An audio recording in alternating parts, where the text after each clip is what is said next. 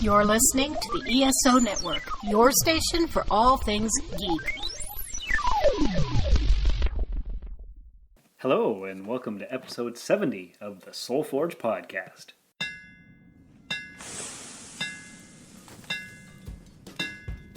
Welcome to the Soul Forge, a place of silent mystery, quiet contemplation, and outright mayhem. Join your host, Sean Vanderloo, as he guides you through the adventures of living. Together, we'll talk about life and love, sex and dating, joy and heartache, memories and loss, and so much more. Don't worry, it's not nearly as pretentious as it sounds.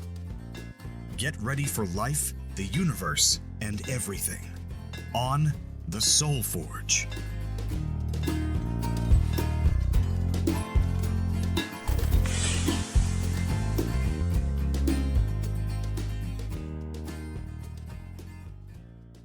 Hey everybody, it's Sean, your lovely host of the Soul Forge, and with me today, who do we have? It's me, it's Jason. You're back for a third episode in a row. Of course, I'll come by anytime you want me to.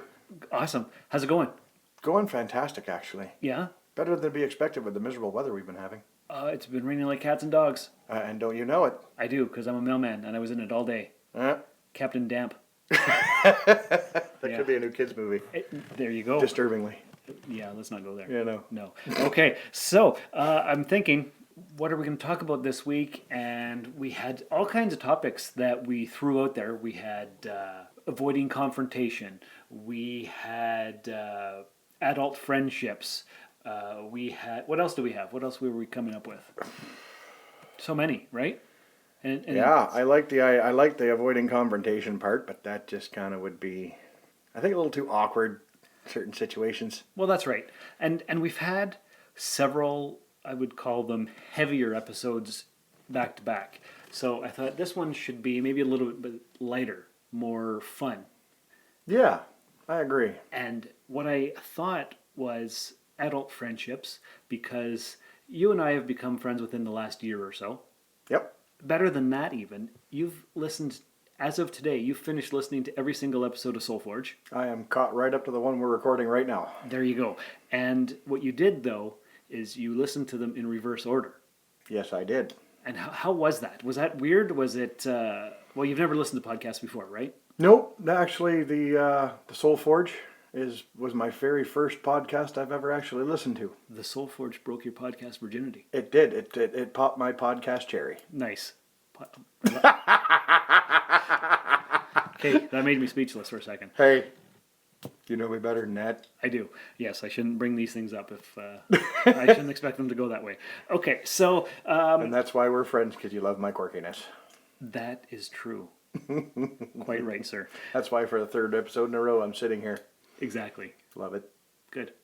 You are liking doing a podcast. Oh, for sure. Yeah. I could do this full time if you wanted to, but I'd probably become annoying to the point where you want to tell me to go away. Like Captain America says, I could do this all day. Exactly. Yeah. To change that to my voice, I could do this all day. There you go. Maybe I will. You never maybe. know. So I'm thinking, you've listened to all 69 episodes, reverse order, opposite of the way that I did it. Yep. And what has been your overall impression? Like, you know way more about me now than I know about you, I'm guessing. I would say, yeah. I know some things about you that probably you may not even remember yourself right now. Right, because I record the episode and then I totally forget everything that I've said. And I have a very good memory. Sorry. Well, it's because I do two podcasts, right? Well, you're kind of everywhere. And actually, not only have I done two podcasts, The Soul Forge and The Rusted Robot, for a year I did the Sci-Fi Waffle podcast with Paul Wright over in the UK. Yeah. Last night I recorded with Seamus the first episode, introductory show of the classic original. Oh, yes, I remember you saying that, yes. Mm-hmm. Not sure when that's coming out. He has to edit it, and we have to figure out a recording schedule and whatnot. But so that's 4 podcasts that I've been co-host of, and I've guested on so many other ones. So I've been doing this for a long time. I don't know where I was going with that. Why was I saying that? You kind of lost me at the why, but I kind of I'm going to throw this out there and just say you were looking for my opinion on the Soul Forge running Yes. backwards, and with me being the podcast virgin, Yeah. so to speak, how a rookie comes out and sees it. So I think you were just trying to portray your experience. There you go. That's what I was doing. I don't know why I lost all my train of thought. Because that's how sometimes friends do. We lose train of thought and we just talk about quirky things. That's right. And as my friend, you're there to pick up the train and put it back on the track for me. That's why I'm here. Good job. There you go. And now, speaking of podcast virginity, since you've listened to all the episodes, you listened in reverse order to Whit's episode where he talked about losing his virginity, and then a previous episode. I applaud that man. To be able to come onto a podcast and talk about something that Deep and personal and deep, I applaud that man. Well, I don't know if I'd be ever able to do it if I was in his situation. I don't think a lot of people could, but he's a brave man. Very brave. Yep. And actually, I want to send out my congratulations to Whit. He and his girlfriend Jody have gotten engaged. Oh, really? Yes. Wow. I know, incredible, right? Congratulations, Whit, buddy. Yep. Congratulations. That's awesome. So he posted it on Facebook, and a lot of people thought he was joking, but he said, you know what? When you know, you know. And That you do. He showed the picture of the ring, and it's a great big honking ring, and he seems quite happy. She seems quite happy, so good for them. Yes, very good for them. Congratulations again, Whit. I look forward to the invitation in the mail. Yes. Or maybe not so much me, but Shawn here. I don't know when that's happening, but it's pretty cool news, and I just wanted to update our listeners on Whit's life. So there we go. Well, that's a good update. I'm glad you brought that up. Yeah, I thought you'd find that. Well, being that I've listened back to front, as they say. Yeah, so you got to And see in the him. beginning, I kind of got the end result so far of Whit's story, and then now I've got the update. That's pretty good. Exactly. Congratulations again, buddy. So some of the earlier episodes of Soul Forge, Yes. now that you've listened to those and they're fresh in your mind from today, how do you find the earlier episodes compared to the later ones? Be honest. To be in all honesty, I kind of felt the almost, I'm going to call it rookiness to your voice when you started out in the very first couple of episodes, as in episode number 2, as in Here's Your Host. Yeah. It almost sounded like you were also new to it. And which is weird because I'd been doing Rusted Robot for like 3.5, That's 4 where years. I was going, and knowing that you've done the Rusted Robot for so long before, but then again, this was your first podcast by yourself. Exactly. And as Josh, And talking about you and not bouncing ideas off of somebody like Exactly. I am with you right now. And Josh, my co-host on Rusted Robot, he always calls those. And I did some between the time he took over as co-host and when I lost Bridget as co-host, I did some episodes by myself, and they weren't very good. And he calls those, the Lonely Shawn episodes. When I talk to myself... Yes, he did. I did listen to episode 218 of the Rusted Robot. I do believe that's your most recent. That is the most... And I do remember hearing the words "the Lonely Shawn" episodes at the beginning. Yeah, because there's a bit of I'll uncertainty. be honest with you. Mm-hmm. You told me to be honest, and you know me. I'm brutally honest. You are. It at the beginning did sound like the Lonely Shawn episodes. I'll agree with him on that. But I found them insightful because they were coming from a man who's not afraid to wear his heart on his sleeve and put it all out there for the world to see. I do believe that is the whole point of this Soul Forge podcast. It is. Because you're putting your life out there and forging the souls. Yes. This is Kitty from Jump City Comics, and you're listening to the Soul Forge podcast. Forge your soul. To have other people learn from your life experience. Exactly. Talking about things that make people uncomfortable. And I'll tell you right now, I'm very thankful for what you've done. Really? You've made me realize a few things. Is that right? To be honest with you, I value our friendship now more than I did before when we first met. I like that. I've come to be in touch with you more than you think, and no, I'm not hitting on you. We're not going back to the last episode of the... I didn't think we were. No, we're not going there. But Shawn, I value you as a friend. I know your life story now, and you know what? I am thankful for that. And since we just had Thanksgiving, that's an appropriate comment. Hey, I was going to bring it up. I figured I'd let you get 2 words in there. I'll be quiet now. Okay, awesome.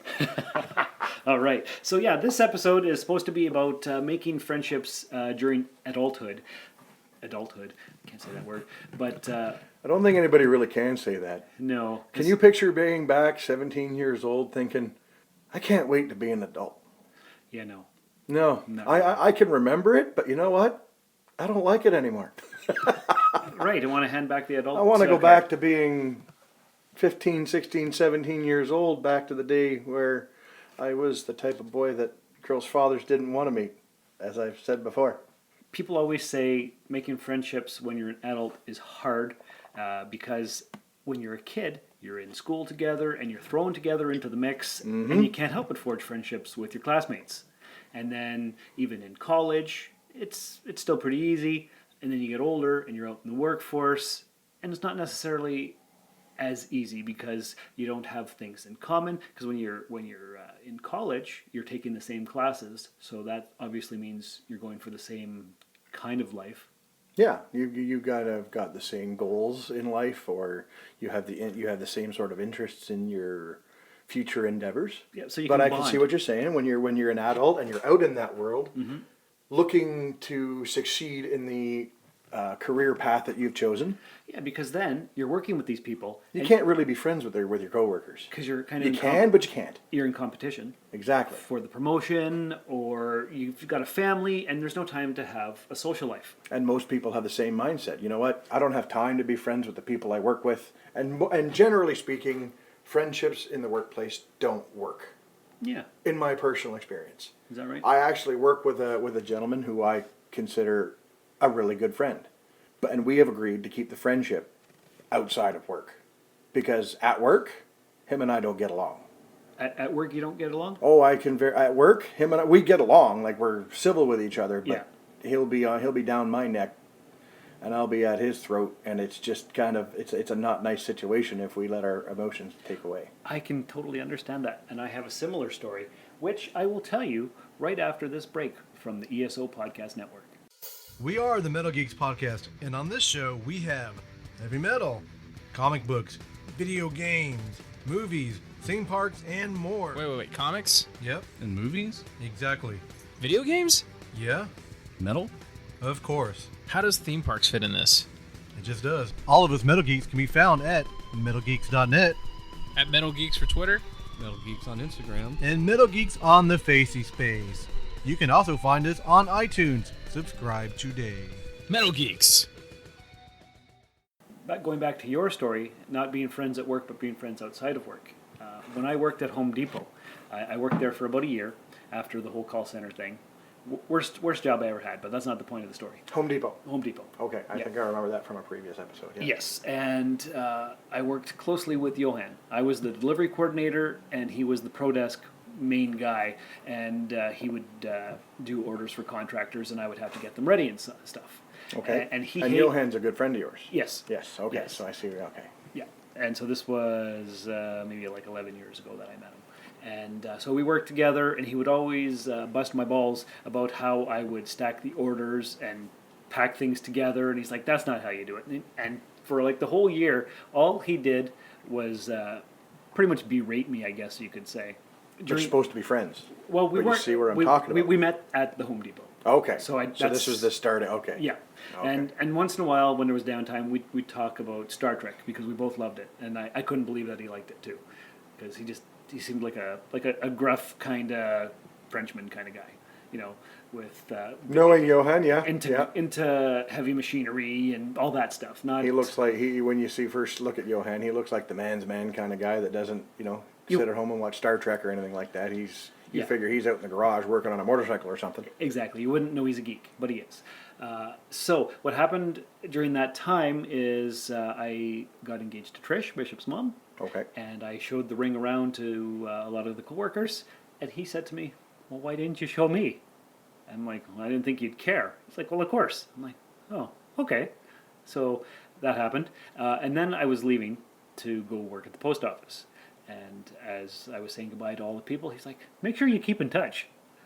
I actually remember that from a previous episode now that you've mentioned Okay. it. Yeah, I remember that story. And I was shocked. I'm like, why would I do that? You can't stand me. He's like, oh no, I think you're a great guy. You're just a shitty worker. I'm like, oh. Same situation as I am. Him and I work great outside of work. I mean, if him and I, we run into each other at the bar and whatever, and it's been a good old time. But Yep. at work, we just don't get along. Exactly. He wants me to do things his way, and I don't want to do things his way. Exact same situation. That's right. Yep. Yep. So he became the best man at the wedding to Bridget. He gave me and introduced me to cheese fondue. He's taken me out. Cheese fondue. Oh, it's the best. Have you ever had cheese fondue? I think you're going to have to introduce me to it. Yeah. Okay. He got me. Him and his wife Heather got me a super deluxe cast iron pot, and it's fantastic. So he forged his way into your soul. He did, surprisingly and unexpectedly, and it's become a great friendship. You heard Heather on, I believe, episode 14. She was my first guest on the show. Yep. And it's similar situation to what you had, but you can make friendships when you're an adult. It's not that hard. It's not that hard. Like, look at us. We met because my girlfriend and your wife were friends since college. Yep. And Cheryl needed help. You needed help. I needed help. You needed help moving a toilet out of your house. That's right. That was the first time I ever met you. Yes. And I was the strange guy showing up with what is now your girlfriend at your house. I was kind of, I was in the awkward situation of feeling like the odd guy in the room. I bet. I didn't know what to think because your current girlfriend asked me to help you. Right. And I was the guy with the truck. And that's the part I played. Yeah, because you had the trailer. I was the guy with the truck and the trailer. Yeah. So you took out And the I old, just showed up. Yeah. And I took away your dirty toilet. took away my dirty toilet. And that's where our friendship started. Well, yeah, and then I didn't see you for I don't know how long. Oh, I don't even know. I think it's got to be about 6 months. And then the next time I saw you, we were putting shoveling dirt into her backyard. Yeah. With that same trailer. Right, exactly, because she needed to re-landscape or something. Yep. Yeah, and then we all started hanging out. It's been there. It became a thing. Like a natural friendship. Right. I'm sitting here as your co-host for 3 in a row for an amazing podcast. So we're here to show and prove that you can make new friends when you're old. Oh, for sure. I'm living proof. Yes. I think we talked about this before we started. We did. Yep. And even Tracy, who sometimes hosts with me, we became friends 4 years ago. We met at the post office, and we just clicked. Yep. So, yeah, it's not as hard as people think, because people always say it's so hard. Exactly. And like I was telling you before, it's not that hard. All you really got to do is just walk up to somebody and start talking. You are crazy when you do that. Oh, you think so? Yes, because we've gone to different places, and you'll just start having a conversation with some random person, and then later we're walking away, and I'm like, how do you know that person? Don't know that person, just met him for the first time. I'm like, well, you were talking to him like you knew him for 20 years. It's fairly simple. I mean, I talk to all my friends, and I've talked to a lot of people. Mm-hmm. I'll be honest, I've talked to random strangers. Yeah, you do. That's because I trust. Yeah? I lay a lot of trust in my fellow man. Oh, how's that working out for you? So far, so good. Nice. I have no problems, and it's a fear. You got to get over a fear. I have the fear. At one point in time, I couldn't talk to anybody Because I don't. I stayed to myself. Mm-hmm. I only talked to the people in my inner circle of friends, and I kind of woke up one day, and this was because of my now ex-girlfriend, and I kind of asked myself why. I mean, if you really don't like me, don't talk to me. Yeah, it makes sense. And I've had those people. I'll be standing in line at the bank or at the gas station waiting to pay for my fuel, and I'll just be like, it'd be taking a long time, and it'll be one of those days, and I'll look at the person in front of me and be like, well, is anybody working here? And if they respond, they respond. If I don't, whatever. But if you respond, I'll make you laugh. Why not? And it's like a little mini bond. Exactly. Like I may not ever see you again. I may never ever talk to you again. But the ugliness of my face is now burned into your mind. It's like the main character in Fight Club says when he's talking to Tyler Durden on the airplane. That's the nicest single-serving friendship I've ever had. There you go. Yeah, I've always remembered that quote from that movie. I seen that movie a long time ago. Well, you're due for a rewatch, and I have it here. It's a good movie. Really? Yeah, of course I do. I think I might have to take you up on that offer. You just might. There you go. Yeah, so that's pretty much it when it comes to adult friendships. You can make new ones pretty easily. Sometimes you have to work at forging them. But you also have to maintain the friendships you've had for years and years. Oh, that is for sure. And those people will actually help you meet new people as well. Especially if they're long distance like mine. Yes. Other than you and a couple select friends that I've made while living here, Yeah. every one of my friends lives about 9 hours away. Same, because I've got people in Sault Ste. Marie, which is 5 hours away. I've got people in North Bay, which is 4 hours away. People in Sudbury, which is 3 Hey, I hours never asked away. you this question. Yeah. Where's your closest family member? The Sioux? Well, besides Bishop, who lives here in town. Well, I mean, I meant like your family other than your offspring. I do have a cousin who lives just outside of North Bay. Okay, so there's 4 hours. Yeah, but everybody else mostly lives in the Sioux, and then I have a bunch of family that is... So you're in the same sort of situation as me. in A little Toronto. bit of my family lives just north of Toronto and Orangeville. So all my friends, all my family are from down there. Yeah. That's another reason why I keep the option of making friends so easily open. It's a good idea. Because I don't have anybody other than you and a buddy of mine who lives down the street, and Julie's family, my wife's family. Right, because you're not from here. I'm not from here. Well, it's like when I first came up here 15 years ago. I was working at the call center, and I didn't know anybody. I knew my buddy Renee, because he'd moved That's up how here. you met Trish. That's how I met Trish. Everybody who had gone to the call center were in a class together training for a month. And so they all had these strong bonds, or they knew each other from high school or whatever. But I came up here and I wasn't in a class because I had already trained down in North Bay. And so I was just put on the floor and didn't know anybody. And I had to build up a brand new life and a new friendship base right from the start. Well, unless you have a career company, that's kind of how it is with every company you go to work for. That's true. You're the new guy, the fresh guy. Nobody knows you. You know nobody. Yep. And you're just standing there as the white sheep, the black sheep of in the flock. Yeah, not knowing what to do. Not and knowing who, not knowing where, not knowing what. Looking like the rookie. feeling out of your element. Exactly. Yeah, it's like when I joined the post office 11, 12 years ago. I didn't know anybody. I know them all now. Are we great friends? No, I've hung out with a few of them outside of work, but it's like you said, it's a work thing. Mm-hmm. Yeah, and we talk about going for a drink or getting together for a movie or something, but it doesn't always happen. Everybody's busy. Everybody's too busy in this world. Yeah, gotta slow down. You know what? If I could give one big piece of advice to everybody in the world, I would say, you know what? Drive to Tim Hortons, get yourself a coffee, or a tea, or a cappuccino, or whatever you drink. Find a chair and sit on your front porch, And then just for the length of your drink, and just watch the world. Let it slow down in front of you. Just do that once or twice a week. Mm-hmm. I people watch all the time. I'll sit out on my porch and watch people drive by. And you can tell the people who are in a hurry, they drive like idiots yes, they do. in school zones. I live in a school zone. My house is surrounded by 3 different schools. And you wanted how many times I want to let my vehicle roll out in the road and let them hit just to slow them down because they're stupid. People are moving way too fast in this world. They throw friendships out the window like it was nothing. Yeah. People who throw relationships out the window like they're disposable. It's ridiculous. I blame smartphones and the internet. I blame But technology. mostly, I will go and say technology. I wish we could all go back into the day where an agreement is verbal and a handshake. You shake on it, exactly. You shake on it. Mm-hmm. You know, Sean, I need you to do this for me. Shake your hand, and you're going to take care of it. That's it, as it should be. A man's handshake is worth his weight in gold. Yep. I remember when there was 3 channels on, Yep. and we all experienced the same pop culture events, Exactly. and now everybody's scattered to the winds and distracted. You can download anything you want. Yeah, and you can't even think, and anybody can get a hold of you at any time, and it's just not good. Mm-hmm. So, And I'm one of the first crazy ones to turn my phone off at night. what? Yep. Wow.